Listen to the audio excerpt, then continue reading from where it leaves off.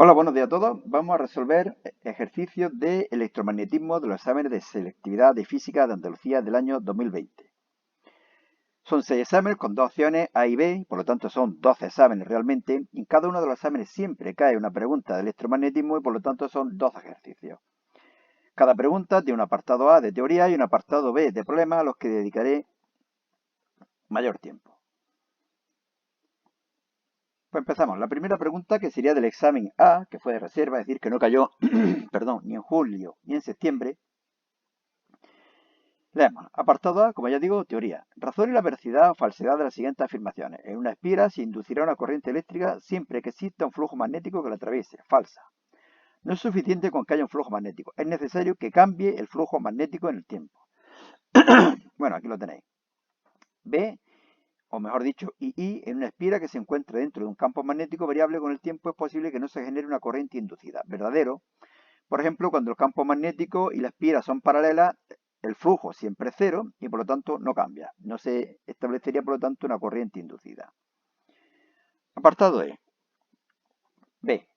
Una espira circular de 0,03 metros de radio dentro de un campo magnético constante y uniforme de 2 teslas gira con una velocidad angular de pi radianes segundo menos 1 respecto a un eje que pasa por uno de sus diámetros. Inicialmente el campo magnético es perpendicular al plano de la espira. Calcule razonadamente I la fuerza electromagnética inducida para t igual a 0,5 segundos. Bueno, el flujo magnético es el producto escalar de los vectores campo magnético y superficie, que es igual al módulo de B por el módulo de S por el coseno de phi. Phi va cambiando con el tiempo, será igual al ángulo inicial más la velocidad angular por el tiempo.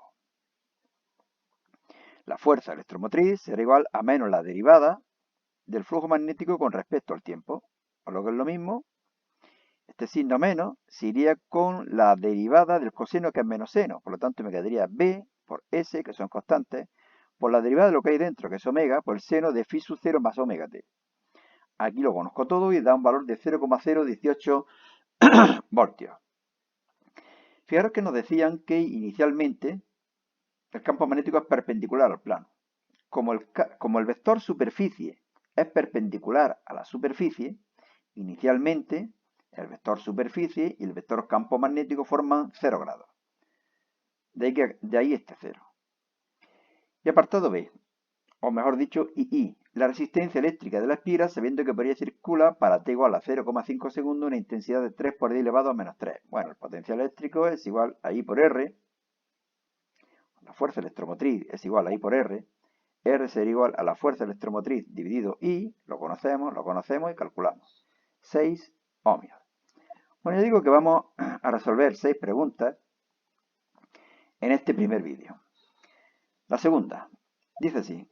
Apartado A, una carga positiva se mueve en el seno de un campo magnético uniforme. Responde razonadamente a las siguientes cuestiones. La tenía aquí, pero la resumo.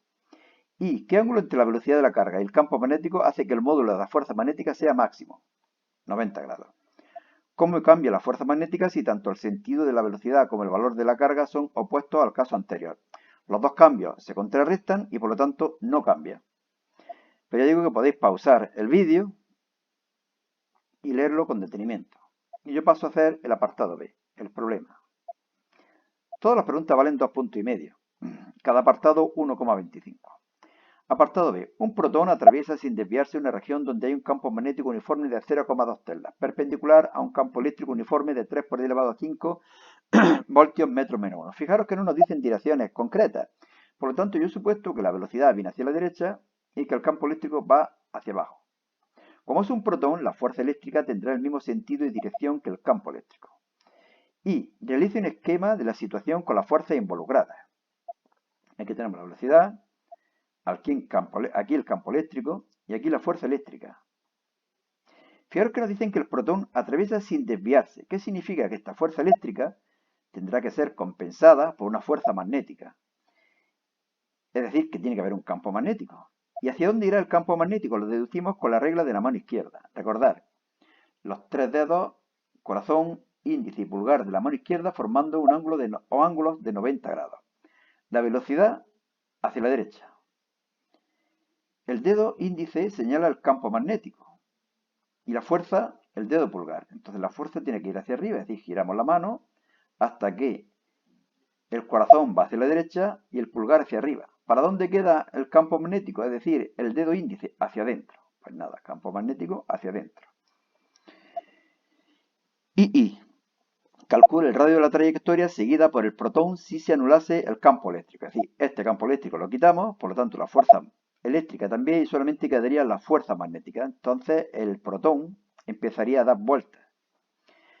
Esta fórmula la podéis utilizar directamente, pero bueno, yo lo que he hecho es deducirla. La fuerza magnética es la que hace de fuerza centrípeta, fuerza centrípeta, despejamos R. Lo sabemos todo, calculamos y tenemos un valor de 0,08 metros o lo que es lo mismo 8 centímetros.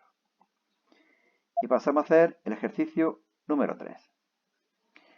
Se sitúa una espira circular junto a un hilo recto muy largo por el que circula una corriente I, tal como se muestra en la figura. Razone ayudándose de un esquema si se produce corriente inducida y justifica el sentido de la misma en los siguientes casos. I. La espira se mueve paralela al hilo. No hay corriente inducida puesto que el campo magnético permanece constante.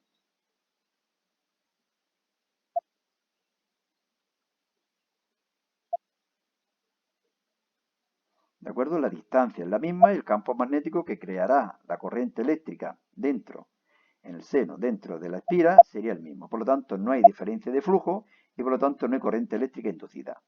Y la espira se mueve hacia la derecha, alejándose del hilo. Si se aleja hacia la derecha, el campo magnético sería menor y por lo tanto el flujo magnético sería menor hacia adentro. Por lo tanto, se tiene que crear un campo magnético inducido hacia adentro para compensar esa disminución. ¿Cómo? Creándose una corriente eléctrica en este sentido. En este sentido, siguiendo la regla del destornillador, se crea un campo magnético hacia adentro que compensa la disminución del campo magnético originado por la corriente eléctrica. Aquí lo tenéis también detallado. Y yo paso a hacer el apartado B.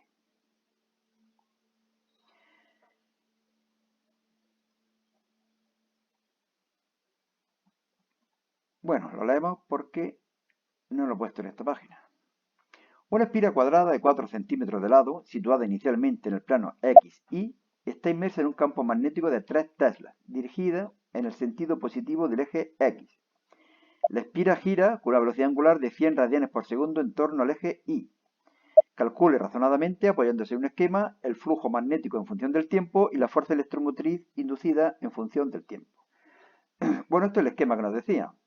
Esta es la espira cuadrada de 4 centímetros de lado, campo magnético hacia la derecha y gira en torno a este eje, al eje Y. Bueno, pues el flujo, sabéis que es igual a B por S coseno de phi, es decir, producto escalar de B por S, Bs y phi ¿cuánto valdrá? Omega t más phi sub 0. Si inicialmente está así, fijaros que el vector superficie sería perpendicular a la superficie y por lo tanto perpendicular al campo magnético. Es decir, que phi sub 0 vale pi medio radianes. Omega nos dicen lo que vale, 100, así que me quedaría de esta forma. Hago esta operación, 3 por 0,04 al cuadrado, y me queda 4,8 por 10 elevado a menos 3 coseno de 100t más pi medio. Fuerza electromotriz inducida menos la derivada del flujo con respecto al tiempo, es decir, menos la derivada de esto de aquí. La derivada del coseno es menos seno, así que ese menos, con este menos, se va. 4,8 por 10 elevado a menos 3 por 100, que es la derivada de lo que hay dentro, es 4,8 por 10 elevado a menos 1, o lo que es lo mismo 0,48, y la derivada del coseno, seno de 100t más pi medio. Ejercicio número 4. Examen B de septiembre. Es decir, que el anterior, el tercero también cayó, y este también ha caído en septiembre. Una partícula con carga positiva se encuentra dentro de un campo eléctrico uniforme. ¿Aumenta o disminuye su energía potencial eléctrica al moverse en la dirección y sentido del campo? O evidentemente tiene que disminuir. La carga positiva va a ir cada vez más rápido, es decir, va a aumentar la energía cinética y por lo tanto va a disminuir la energía potencial. ¿Y si se moviera en una dirección perpendicular a dicho campo? Bueno, pues la fuerza eléctrica no realiza trabajo, no hay variación de energía cinética y por lo tanto no hay variación de energía potencial. De nuevo podéis pausar el vídeo y yo paso a hacer el apartado B, que creo que sí, en este caso lo tengo aquí. Antes de hacerlo, recordaros que en este blog selectividadjosecuenca.blogspot.com podéis encontrar en formato PDF los exámenes que colgamos en el canal. Una carga de 3 por 10 elevado menos 9 coulombios, es decir, de 3 nanocoulombios, está situada en el origen de coordenadas, aquí. Yo la llamo Q1. Una segunda carga, Q2, de menos 4 nanocoulombios, se coloca en el punto 0,4, aquí arriba. Ayudándose de un esquema, calcule el campo y el potencial eléctrico en el punto 3,0, aquí. Nos dan el valor de K. Bueno, el potencial eléctrico, vamos a decirlo primero, es bastante fácil. Es la suma de los potenciales eléctricos creados por Q1 y Q2. Sacamos factor común K y luego Q1, R1, Q2, R2. K, Q1, R1, Q2, R2. Fijaros que esta distancia a Q1 son 3 metros y esta distancia serían 5 metros. Nos da un valor de 1,8 voltios. En lo que es un poco más complicado, el campo eléctrico. Yo lo que hago siempre, bueno, este ángulo lo llamo alfa. El coseno de alfa sería cateto opuesto, cateto contiguo, mejor dicho, 3 dividido por hipotenusa 5. Y seno de este ángulo sería cateto opuesto, 4 dividido por hipotenusa 5. Bien, lo que decía, yo lo que hago siempre es calcular primero el módulo de los vectores. En este caso, S1 sería KQR cuadrado. KQ en valor absoluto, R cuadrado, 3 al cuadrado. ¿Por qué en valor absoluto? Porque estoy calculando el módulo y no tiene sentido que sea un módulo positivo o negativo. No tiene sentido. Siempre tenemos que poner el valor absoluto de las cargas. Me da un valor de 3 newton por coulombo. Pero como va hacia la derecha, fijaros que yo supongo que aquí hay una carga positiva. Sería repelida por Q1. Repelida. Por lo tanto, positivo. S1 valdrá, por lo tanto, 3 I newton por coulombo. Vamos a calcular S2. S2 sería igual a KQR cuadrado, como siempre. KQR cuadrado. 1,44 newton por coulombo.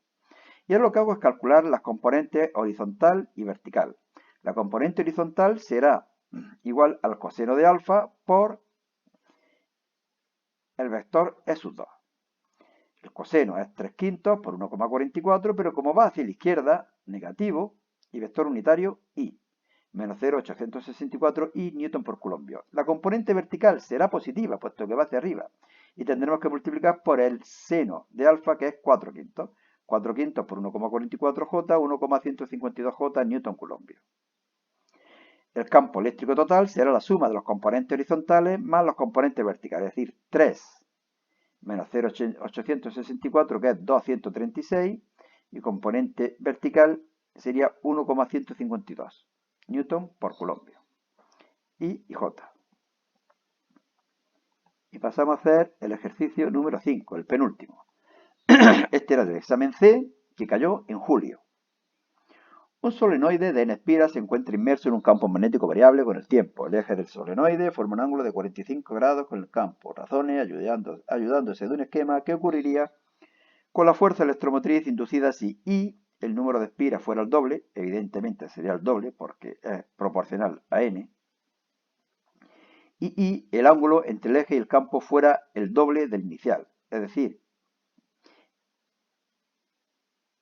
entre el eje y el campo. Si era de 45, va a ser de 90, y por lo tanto el campo magnético va a ser perpendicular a la superficie y sería por lo tanto máximo.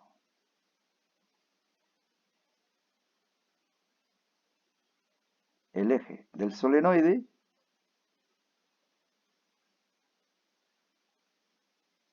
forma un ángulo de 90 grados, no hay flujo a través de la espira, por lo que no hay cambio en el flujo con el tiempo y por ello no habría corriente inducida.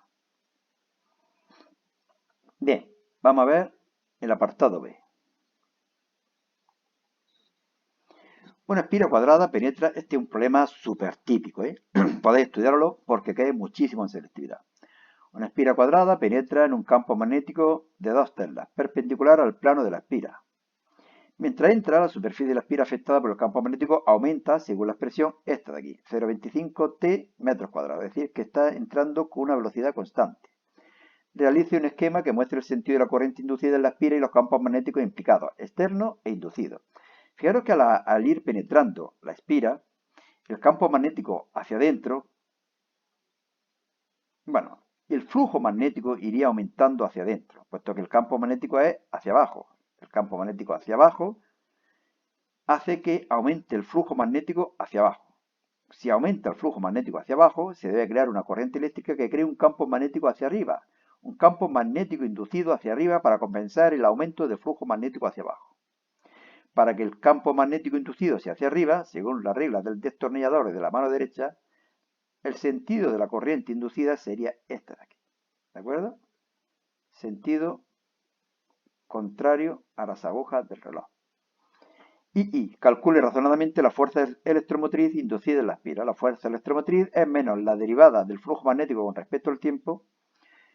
Esto de calcular razonadamente es que el flujo, la fuerza electromotriz es menos la derivada del flujo magnético con respecto al tiempo. Este signo menos, si queréis decirlo, lo único que indica es que el sentido de la corriente inducida se opone a la variación que ha habido en el flujo magnético.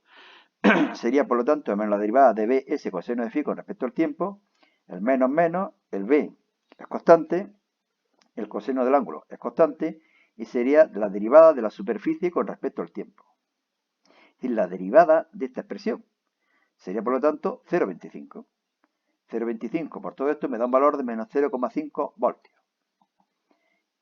Y pasamos a hacer el último ejercicio. Un electrón se mueve por una región del espacio donde existen campos eléctricos y magnéticos uniformes, de forma que la fuerza neta que actúa sobre el electrón es nula. Es decir, algo parecido a lo que ocurrió en otro de los ejercicios, que se anulaban las fuerzas eléctricas y magnéticas. Discuta razonadamente con la ayuda de un esquema cómo deben de ser las direcciones y sentidos de los campos. Bueno, pues aquí también arbitrariamente yo he supuesto que el electrón viene hacia la derecha, que el campo eléctrico va hacia arriba y por lo tanto la fuerza eléctrica hacia abajo. Fijaros que esto es un electrón, es una carga negativa y por lo tanto el sentido de la fuerza eléctrica es el contrario al del campo eléctrico. Por lo tanto la fuerza magnética debe ir hacia arriba. Y ahora aplicando de nuevo la regla de la mano izquierda, tendríamos que la velocidad va hacia la derecha, que el pulgar, es decir, la fuerza hacia arriba, y por lo tanto me quedaría el campo magnético hacia adentro. Pero es una carga negativa, y por lo tanto, campo magnético hacia afuera. Bien, podéis leer con detenimiento, pausando el vídeo, y yo paso a hacer el ejercicio o el apartado B. Tenemos dos conductores rectilíneos muy largos dispuestos paralelamente y separados 3,5 centímetros. Por el primero circula una intensidad de 3 amperios, por aquí, hacia arriba. Calcule razonadamente el valor y sentido de la corriente que debe circular por el segundo conductor para que el campo magnético en un punto situado entre los dos conductores y a 1,5 metros del primero sea nulo. Si aquí hay 1,5 metros, aquí habrá 2 metros. Si este campo magnético va hacia adentro, este campo magnético tiene que ir hacia afuera, y siguiendo la regla de la mano derecha, I sub 2 tiene que ir también hacia arriba. B sub 1 más B sub 2 tiene que ser igual a 0. Por lo tanto, sus módulos iguales. Mu sub 0 y 2pi r, mu sub 0 y 2pi r. Mu sub 0 y mu sub 0 se van, 2pi y 2pi se van, me queda I sub 1, R sub 1, I sub 2, R sub 2. I sub 1 o I sub 2 sería igual a I sub 1, R sub 2, R sub 1. 3 por 2 partido 1,5, 4 amperios. Bueno, voy a parar de hacer estos ejercicios. Fijaros que aquí vienen más, ya los tengo hechos. Pero es que si no, el vídeo se queda demasiado largo. Yo creo que ya con 18 minutos hay de sobra. Y próximamente grabaré el segundo vídeo de los exámenes de electromagnetismo. Bueno, nada más, hasta luego y cuidado con el bicho.